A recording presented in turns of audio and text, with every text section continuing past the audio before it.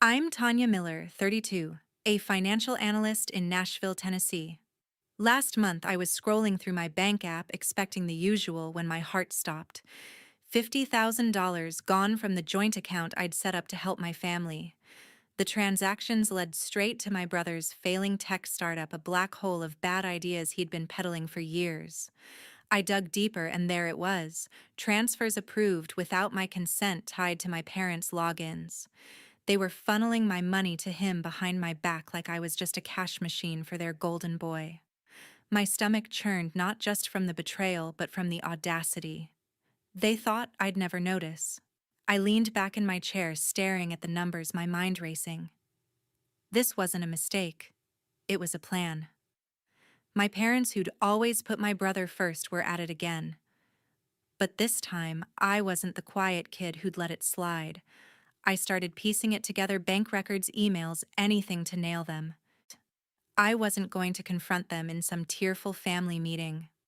No, I'd do it my way, a dinner at a packed Nashville restaurant where I'd lay out every shred of evidence and watch their faces crumble. They had no idea what was coming. If you've ever been blindsided by family, drop a comment below. How did you handle it? Subscribe to catch how this unfolds. Growing up in Nashville wasn't exactly warm and fuzzy, and my childhood was basically a lesson in how to become invisible. My parents, Stephen Miller and Patricia Miller, only had eyes for my brother, Finn Miller. When I was 12, they bought Finn a shiny new bike for his birthday, while I got a hand-me-down sweater that smelled like mothballs. By 16, they were paying Finn's private school tuition while I worked weekends at a diner to save for college. Finn was their golden child. He could do no wrong, even when he flunked out of community college or crashed the car they'd given him. I learned early that love in our house came with a price tag, and I wasn't worth the cost. But that didn't break me. At 17, I got a job at Best Buy, ringing up TVs and dodging creepy customers to scrape together enough for Vanderbilt. I majored in finance, fought through late-night study sessions, and landed a job as a financial analyst at a solid firm in Nashville. By 30, I was earning six figures advising clients on million-dollar portfolios. My parents, who ran a small real estate business, started leaning on me for family support. I was naive enough to think they'd changed, so I opened a joint account to help them through a rough patch. They would deposit rent checks from their properties. I'd cover the shortfalls. Meanwhile, Finn was pouring money into his latest big idea, a tech startup that promised to revolutionize music streaming, but delivered nothing but slick pitch decks and excuses. At first, I suspected nothing. Finn had always been a dreamer, hatching schemes since he was a kid, like selling lemonade for $20 a cup. My parents ate it up, calling him visionary. But when I checked the joint account after that initial shock, $50,000 missing, I noticed something else. A string of smaller withdrawals, 500 here, 1,000 there, linked to Finn's personal Venmo, not his startup's business account. One was for a weekend in Vegas. Another went to a high-end guitar shop. My jaw tightened as I scrolled through the transactions. This wasn't about saving the company. Finn was treating the family's money like his personal piggy bank, and my parents were enabling it. I sat at my desk, the laptop glow stinging my eyes. My mind went back to high school when Finn borrowed my savings for a new phone and never paid me back. My parents had laughed it off, saying, "He's your brother, Tanya." Now they were enabling him again, this time with my money. I thought about the joint account opened with the hard-earned cash I'd put in to keep their business afloat.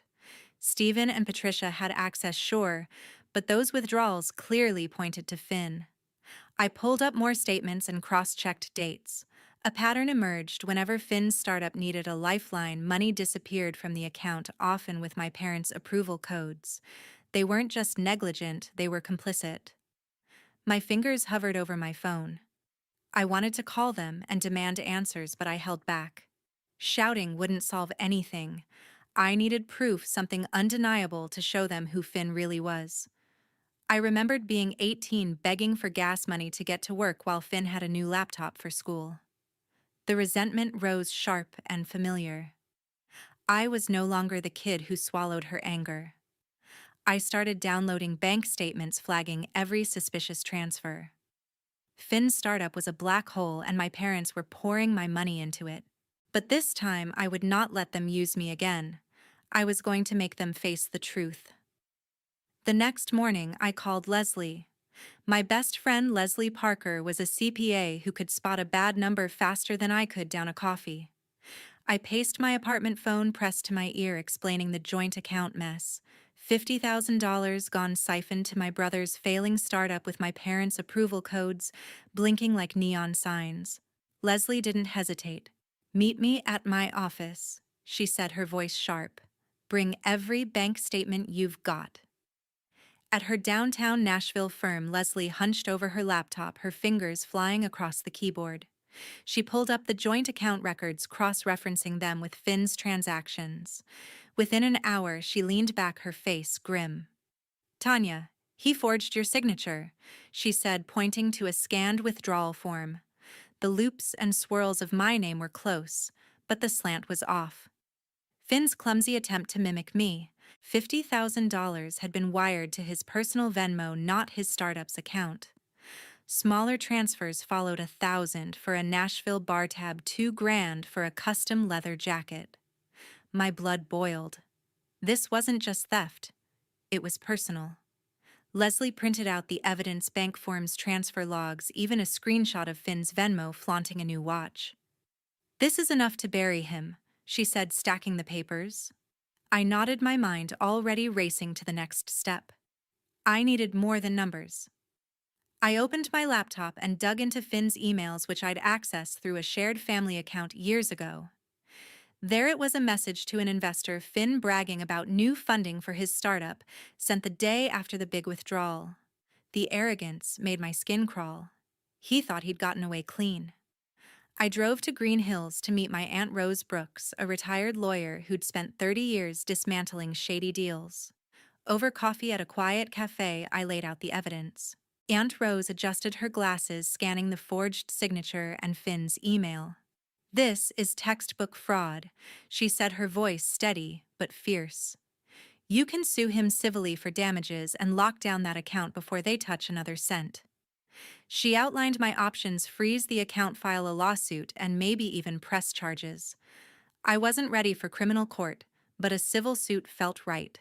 Finn needed to face consequences, and my parents needed to see their golden boy for who he was. Aunt Rose leaned forward, her eyes sharp. "Don't confront them yet," she warned. "Set it up so they can't wiggle out. A public setting, lots of witnesses." I thought of the joint account, my money poured into it to help Dad and Mom's real estate deals, only for Finn to treat it like his personal ATM. The betrayal stung deeper than I expected. I took Rose's advice and started planning.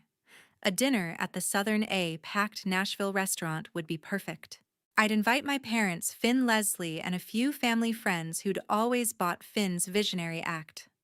I sent the invites that afternoon, keeping my tone neutral. Family dinner my treat. Let's catch up. Dad texted back a thumbs up. Mom sent a heart emoji. Finn didn't reply, but I knew he'd show he never missed a free meal. Leslie agreed to bring the evidence ready to back me up. I called the Southern and reserved a private room, ensuring enough space for the drama I was about to unleash. My hands shook as I hung up, not from fear but from anticipation. Finn had played his hand, thinking I'd stay quiet like always, but I had the receipts, and I was done being the invisible sister. The evening of the dinner arrived and the restaurant buzzed with energy. The Southern, Nashville's go-to spot for upscale comfort food, was packed with locals and tourists clinking glasses and digging into steaks. I sat at the head of a long table in the private room, my hands steady but my pulse racing. Leslie, my best friend, sat to my right, a folder of evidence tucked under her chair. Across from me were Dad and Mom, chatting with old family friends, Mark and Ellen, who'd known us since I was a kid. Finn slouched at the far end, scrolling his phone, oblivious to the storm coming his way. The server poured wine, and I let the small talk hum for a while. Dad rambled about a new real estate deal. Mom fussed over Finn's untouched salad. I took a sip of water, Then stood my voice cutting through the chatter. I have something to share, I said loud enough to make heads turn. I slid the folder from Leslie and opened it, pulling out the first piece of evidence, a bank statement showing the $50,000 withdrawal. This is from our joint account, I said, passing it to Mark. Money I put in to help our family gone in one transfer to Finn's personal account. The room went quiet, Forks pausing midair. I held up the forged withdrawal form, my signature mangled by Finn's hand. He signed my name to take it, I said, my eyes locked on my brother. Finn's face paled, his phone clattering onto the table. I passed around an email printout, Finn bragging to an investor about new funding the day after the withdrawal. This isn't about his startup, I said, my voice steady. He spent it on a Vegas trip, a leather jacket, a custom guitar. Dad coughed, his face reddening. Tanya, you're blowing this out of proportion, he said, glancing at the guests. Finn needed that money to save his company. It's a tough market out there. Mom nodded, her hands twisting her napkin. He's trying so hard, sweetheart. You know how much his dreams mean to him. I clenched my jaw, expecting this. They'd been making excuses for Finn since he was 10, when he accidentally broke my laptop, and they bought him a new one instead. I slid another document across the table, Leslie's analysis of Finn's Venmo transactions. This shows where the money really went, I said. $500 for bar tabs, $2,000 for that jacket, not a dime to his startup. Leslie leaned forward, her voice calm but firm. I double-checked the records, Tanya. It's all personal spending, not business. The guests shifted in their seats, whispers rippling. Ellen, who'd always called Finn charming, stared at the papers, her brow furrowed. Mark shook his head, muttering something about trust. Finn finally spoke, his voice sharp. You're twisting this, Tanya. I was going to pay it back? He leaned forward, pointing at me. You're just jealous because I'm taking risks while you play it safe. I laughed, the sound cold. Risks. Like blowing my money on a watch. I turned to the guests. I trusted my family with that account. They betrayed me, and Finn forged my name to do it. Mom gasped, her hand flying to her chest. Tanya, how could you say that? We're your parents. The tension was thick, the air heavy with disbelief. Ellen pushed her plate away, her face tight with disappointment. Stephen, Patricia, how could you let this happen? She asked, her voice low. Mark crossed his arms, avoiding Dad's eyes. The other guests' neighbors and old colleagues murmured their trust in my parents, crumbling. Finn slumped back, his bravado gone, replaced by a sullen glare. I sat down, my heart pounding but my resolve firm. They'd played their parts for years, doting parents, visionary son, but tonight, the masks were off. Leslie stood up, her voice cutting through the restaurant's hum. My best friend held up a spreadsheet, her eyes locked on the table. Finn didn't use the $50,000 for his startup, she said, her tone cold and precise. He spent $10,000 on a used BMW at a Nashville dealership, $5,000 on a Miami weekend, and $3,000 on a private club membership. The guests gasped, their eyes darting to Finn, who froze his fork halfway to his mouth. Leslie passed the spreadsheet around, showing Venmo receipts and bank transfers. Not 1 cent went to his business, she added, sitting down. I stood, my voice steady despite the fire in my chest. Dad, Mom, Finn, you need to leave. Now. Mom's eyes widened, her napkin crumpling. Tanya, you can't mean that. She stammered. We're family. Dad gripped his glass, his knuckles white. This is ridiculous. You're humiliating us. Finn shoved his chair back, his face twisted. You're making this up to ruin me, he snapped. I didn't flinch. The evidence speaks for itself, I said. I'm closing the joint account tonight. We're done. The guests murmured, some nodding, others staring at my parents in disbelief. I stepped out to the restaurant's lobby and called Sharon Lee, a bank manager I'd worked with for years. Sharon, it's Tanya, I said, my voice low. I need the joint account frozen immediately. Sharon didn't hesitate. I'll need your ID and a fraud report, she said. Can you come to the branch tomorrow? I agreed, explaining the forged signature and unauthorized transfers. Sharon pulled up the account on her system confirming the suspicious activity transfers to Finn's personal account approved with my parents' codes. This looks bad, she said. I'll flag it and start an internal review. Back in my apartment that night, I texted Aunt Rose. Dinner went as planned, I wrote. I'm ready to move forward. She called me within minutes, her voice calm but resolute. We'll file a civil suit against Finn, she said. The forged signature is our strongest card, clear evidence of fraud. We mapped out the next steps, drafting a complaint, gathering Leslie's financial analysis, and submitting the bank records and Finn's email. Aunt Rose knew a lawyer in Nashville who could handle the case, someone sharp enough to make Finn pay for every cent he stole. I felt a weight lift, replaced by a cold determination. This wasn't just about the money, it was about justice. The next morning, I met Sharon at the bank's downtown branch. She walked me through the fraud report, her pen moving quickly as she noted the forged signature and unauthorized withdrawals. We've locked the account, she said, handing me a confirmation. No one can touch it now. I exhaled the first real breath I'd taken in days. Sharon flagged additional transactions, smaller ones I hadn't noticed, like a $700 payment to a Nashville DJ for a party Finn threw. Each discovery fueled my resolve. I thanked Sharon and left clutching the paperwork that would bury my brother in court. Later that day, I met Aunt Rose at her house, a quiet spot outside Nashville. She spread out the evidence on her dining table: bank statements, Leslie's spreadsheet, the forged form, Finn's email. We're building a tight case, she said, her eyes scanning the documents. Finn will have to repay the $50,000 plus damages for the forgery. I nodded my mind, replaying the dinner, Mom's excuses, Dad's anger, Finn's pathetic denial. They'd spent years treating me like an afterthought, but I wasn't invisible anymore. I was taking control, one step at a time. The week after the dinner was quieter than I expected. The Nashville courthouse where Aunt Rose's lawyer friend filed the civil suit against Finn moved faster than I'd hoped. By Friday, the judge ruled in my favor. Finn was ordered to repay the $50,000 he'd stolen from the joint account plus court fees. The court also slapped him with financial oversight. Every cent he earned or spent would be tracked by a third-party auditor for 2 years. Finn didn't show up to the hearing, but his lawyer's weak defense about family misunderstandings fell flat. I sat in the back, my arms crossed, feeling a grim satisfaction. Justice wasn't loud, but it was final. Back in Nashville's tight-knit community, word spread fast.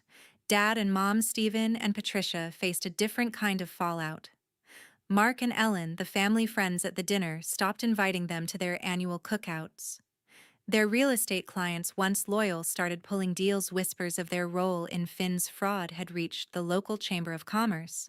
A colleague of Dad's who'd partnered on a condo project called me to confirm the rumors. "Is it true they let Finn forge your signature?" he asked. I told him the truth, and by the next week he'd cut ties with their business. The community that once praised their family values now saw them differently. I didn't care to hear their excuses. My phone buzzed with texts from Mom, "Tanya, please, talk to us," and voicemails from Dad, his voice heavy with guilt. I ignored them all, letting the silence speak for me. Finn sent one message, a half-hearted apology that reeked of self-pity, but I deleted it without replying. Cutting them off wasn't easy. Years of hoping for a real family made my chest ache, but I was done being their doormat. I changed my number, blocked their emails, and moved on. Work became my anchor. I'd been collaborating with Richard Evans, a sharp investment banker at my firm, on a high-stakes deal for a Nashville tech company.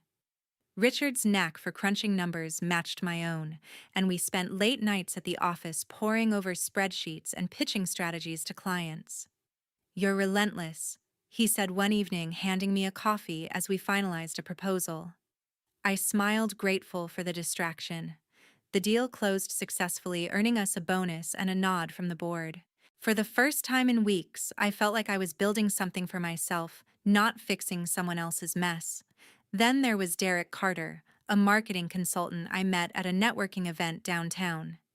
He was charming with a quick wit and a habit of quoting bad rom-coms to make me laugh. We grabbed coffee at a Green Hills cafe where he told me about his latest campaign for a local brewery.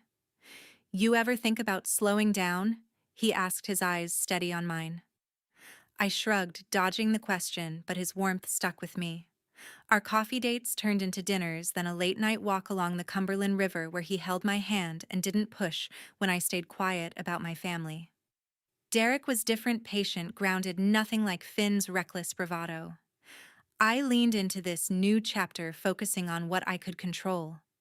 Richard and I started pitching bigger clients, aiming for a national account that could redefine our careers. Derek invited me to a music festival where we danced under string lights, the Nashville skyline glowing in the distance. I wasn't naive enough to think life would be perfect now, but the weight of betrayal was lighter. Finn's debt was his problem, not mine. Dad and Mom's reputation was their burden. I'd spent years trying to earn their approval, but now I was choosing myself, my work. My future, maybe even Derek. A month later, Finn emailed me from a new account. The subject line read, "You ruined everything." His words dripped with venom, blaming me for his startup's collapse and his ruined life. He claimed I'd sabotaged his dreams by exposing his fraud, even threatened to make things right if I didn't back off. My stomach churned, but I wasn't scared, I was furious. I forwarded the email to Aunt Rose, who didn't miss a beat. "This is harassment," she said over the phone, her voice sharp. "We're getting a restraining order." The next day, we filed for the order at the Nashville courthouse. Aunt Rose's lawyer friend presented Finn's email along with the civil suit records and evidence of his forgery. The judge didn't hesitate, granting a restraining order that barred Finn from contacting me or coming within 500 feet. I left the courthouse feeling lighter, like I'd reclaimed another piece of my life. But Finn, true to form, couldn't let it go. 2 weeks later, he showed up at my office downtown, banging on the glass door, shouting my name. My coworker Richard called security, who alerted the police. They arrested Finn on the spot for violating the order. The court fined him $2,000 and sentenced him to 6 months of probation, his every move watched by a court-appointed monitor. He'd dug his own grave deeper. Meanwhile, Dad and Mom's world kept crumbling. Their real estate business, once a Nashville staple, lost its last major client, a developer who'd heard about their role in Finn's scheme. Social invitations dried up. Even their church group stopped calling. I didn't revel in their downfall, but I didn't pity them either. They'd chosen Finn's lies over me, and the community they'd built their reputation on had turned its back. I hadn't spoken to them since the dinner, and their unanswered messages piled up in my old inbox, a reminder of the distance I needed. I poured my energy into something bigger. With part of my recent bonus, I launched a small nonprofit to help victims of financial abuse. I named it Second Chance, a nod to the fresh start I'd fought for. Working with a local charity organizer, I set up workshops to teach people how to spot fraud and protect their assets.